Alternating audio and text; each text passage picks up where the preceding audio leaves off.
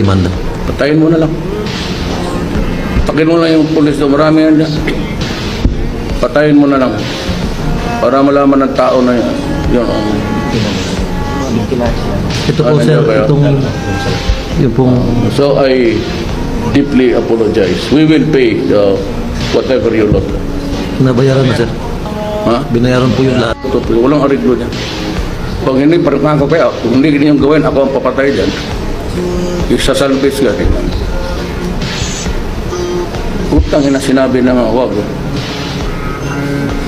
May mo talaga sa Amsco na miss ka.